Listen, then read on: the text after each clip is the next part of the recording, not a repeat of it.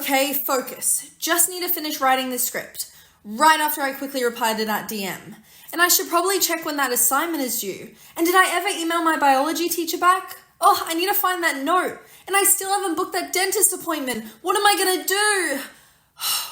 That feeling of your brain trying to juggle a dozen different tabs at once, all of them buffering, that isn't just being busy.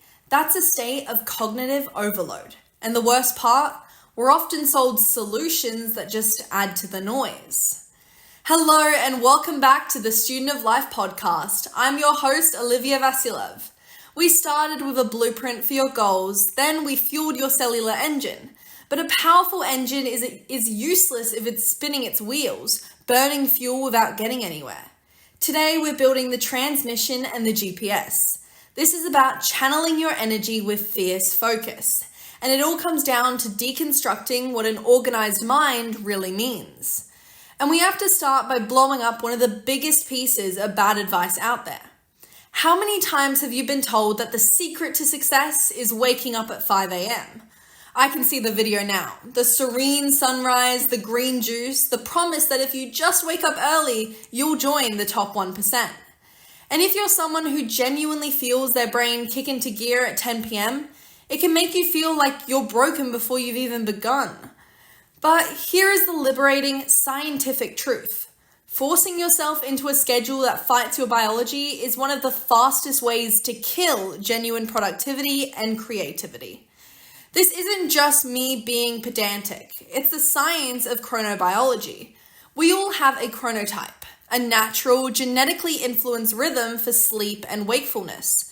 Renowned sleep researcher Dr. Matthew Walker breaks this down brilliantly.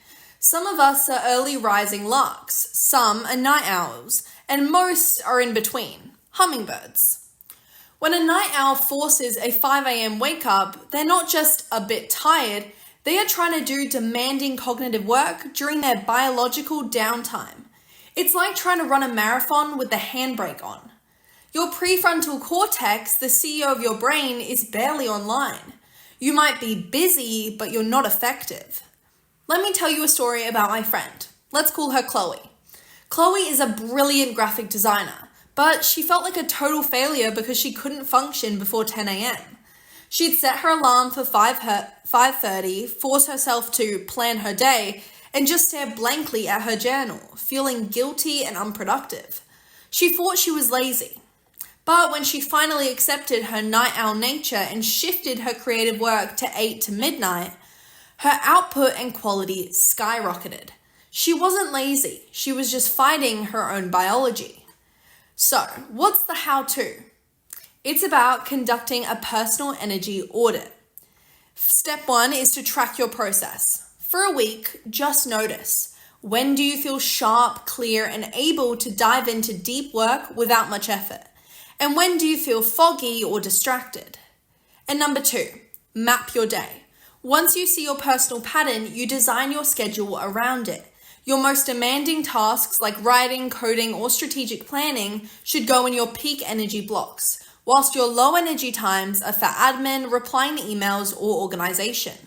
Stop trying to become a morning person. Start becoming a you schedule person. Work with your energy, not against it. So, if the answer isn't a cookie cutter routine, what is it? It's about dealing with the internal chaos. To build the solution, we need to understand the problem on a neurological level. Your prefrontal cortex is a miracle, but it has severe limitations. Think of it as the RAM in your computer. It's brilliant for processing what's right in front of you, but it's terrible for long-term storage. This is where two critical concepts create our modern struggle. Number 1 being cognitive load theory. This is the total mental effort being used in your working memory. Every single open tab in your brain, remember to buy milk, don't forget to send that file, what's the plan for that project? Consumes a slice of that precious, limited RAM. A cluttered environment, both physical and digital, maxes out your cognitive load before you even start your real work. And number 2, decision fatigue. This is a well-documented psychological phenomenon. Every micro decision you make, from what to wear to what to eat for lunch, draws from the same finite reserves of willpower and mental energy. As the day goes on, your ability to make good decisions deteriorates. A disorganized life filled with constant tiny choices leaves you with no fuel for the big important ones. Let's make this really concrete. Imagine you're trying to write an essay. Your cognitive load includes the essay itself, but it also includes the 15 tabs open in your browser for research, the constant pinging of group chats on your phone, the mental note for yourself to remember to defrost the chicken for dinner, the worry about that awkward thing you said yesterday. Your brain is trying to hold on to all of that at once. It's no wonder the essay isn't getting written. And decision fatigue? Think about a top CEO like Barack Obama or Mark Zuckerberg. They famously wear the same or similar outfits every day. Why is that? To eliminate one more trivial decision, to preserve that mental energy for the choices that actually matter. The multi-billion-dollar decisions, the national policies. They are strategically organizing their lives to protect their cognitive resources. And let's revisit the Zeigarnik effect, your brain's tendency to cling to unfinished tasks. All those open loops create a constant low-level mental hum of anxiety. It's like a background app on your phone, silently draining your battery. The consequence? A disorganized life creates relentless cognitive leakage, siphoning off the very energy we worked so hard to cultivate last episode. We're going to plug that leak. The solution is to build what I call an external brain, a trusted system outside of your head that handles the job of remembering and organizing. This frees your biological brain to do what it does best. Think, create, and solve problems. This isn't about perfection. It's about building a functional, resilient system. Here are the three main pillars. Pillar 1, the triage point, the brain dump ritual. This is a non-negotiable first step. You need one. Single, trusted place to capture every thought, task, and idea the moment it pops up. The act of writing it down or recording it signals to your brain it's safe to let this go. The system has it. The how-to is your tool can be a beautiful notebook, a simple notes app, or voice memos. The key is consistency, not complexity. And the habit hack? Use habit stacking. For example, after I pour my morning coffee, I will do a 5-minute brain dump of everything on my mind. This attaches the new habit to an existing one. Moving on to pillar 2, the minimum viable system. From chaos to action. A capture tool is useless if it just becomes a graveyard of ideas. You need to process it. I use a simplified version of David Allen's Getting Things Done method. For every item in your capture tool, you ask one core question. Is it actionable? If no, you make a decision. Trash it, file it as reference, or save it for later review. If yes, you define the very next physical step. This is the magic key. Don't write planned birthday party. That's vague and overwhelming. Write text mum to confirm the date or look up free venue options online.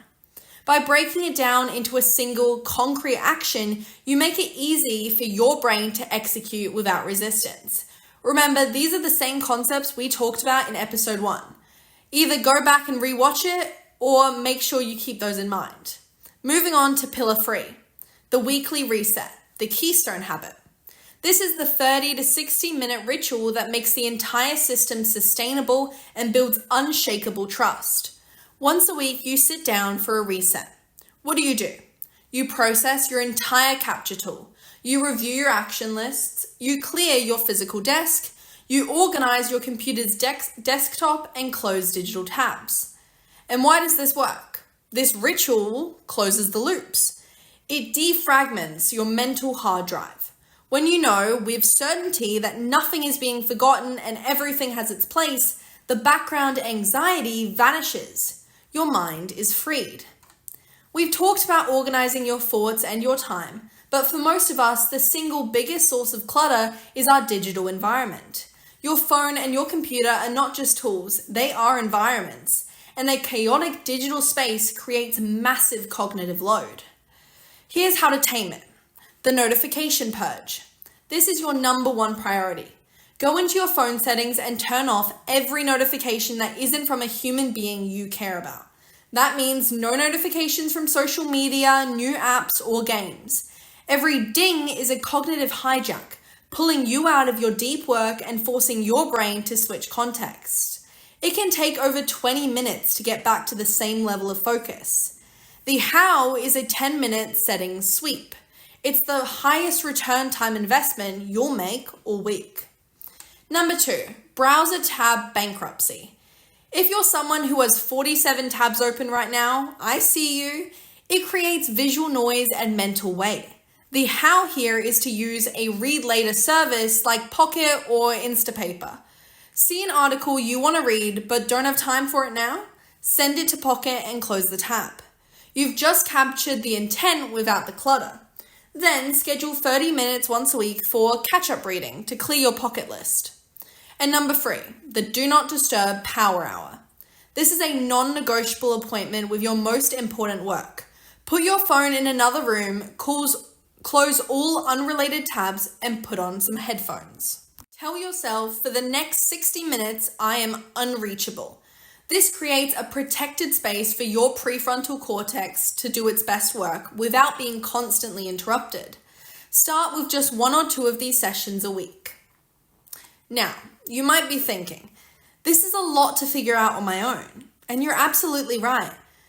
The final and perhaps most powerful piece of building an organized mind is realizing you don't have to start from scratch. We stand on the shoulders of giants. The frameworks I just shared are distilled from decades of work by productivity experts, psychologists, and neuroscientists.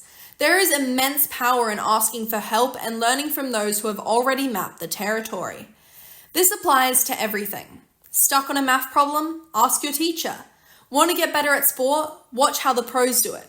Struggling to manage time? Find a mentor or read a book by an expert like Newport, or James Clear. Swallowing your pride and asking, how do you do that, is not a sign of weakness. It's a strategic masterstroke. It clears the fog of trial and error and gives you a direct map forward. It is, in essence, the most organized way to learn. So, let's bring it all home. An organized mind isn't about rigid, pre-packaged routines. It's a dynamic system built on 3 principles: designing your day around your unique energy chronotype, building a trusted external brain to free up your mental RAM, and having the humility to learn from the wisdom of others. The ultimate goal is to create so much mental space and clarity that you can be truly present, deeply creative, and strategically proactive in building your life. Next week, we're tackling the single most powerful performance enhancer that directly fuels everything we've talked about: our energy, our focus, and our ability to learn and remember. We're going to debunk the biggest myths and give you a practical guide to mastering it. We're talking about sleep. Until then, never stop learning. I'm Olivia Vasilev, and this is the Student of Life podcast.